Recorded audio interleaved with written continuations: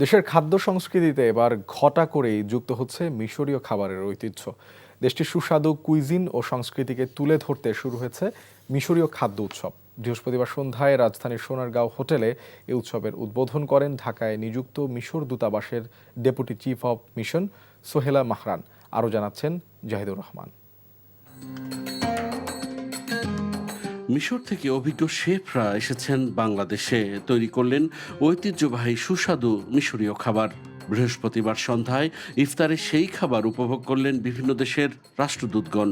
খাঁটি মিশরীয় খাবারের সাথে বাংলাদেশিদের রসনা তৃপ্ত করতে সুদূর মিশরের কায়রো থেকে উড়ে এসেছে অভিজ্ঞ দুজন শেফ। তাদের একজন আলা খলিফা আর একজন রামাদান। বাংলাদেশে অনেকটা নিহারির মতো দেখতে খাবারটির নাম কাওয়ারা, এবং তারা বলছেন যে এটি মিশরের অত্যন্ত জনপ্রিয় একটি খাবার। হাবিবি, উই লাভ বাংলাদেশ।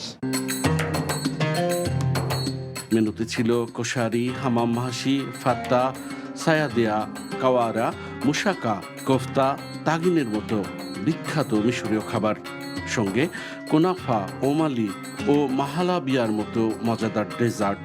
ইফতারে এই মজাদার খাবারের মজে ছিলেন বিভিন্ন দেশের রাষ্ট্রদূত এবং হাই কমিশনাররা। আমরা বাংলাদেশি খুব ভালোবাসি। Bangladesh and Egypt are very brotherly nations, and this is an opportunity to bridge between our cultures and to have our food and our cuisine. ঢাকায় বসে মিশরের খাবার উপভোগ করার সুযোগ এনে দিয়েছে এই আয়োজন। মিশর একটি আমাদের ভাতৃপ্রতিম দেশ, মুসলিম দেশ।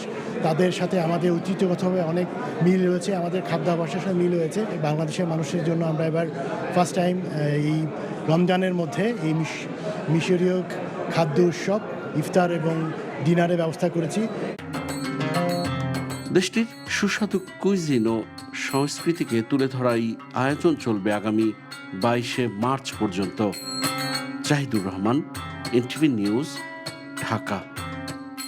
হজ করেছি, ব্যাংকে কি করে টাকা জমাই বলেন? ইউসিবি তাকওয়া, পরিপূর্ণ ইসলামিক পন্থায় পরিচালিত ব্যাংকিং।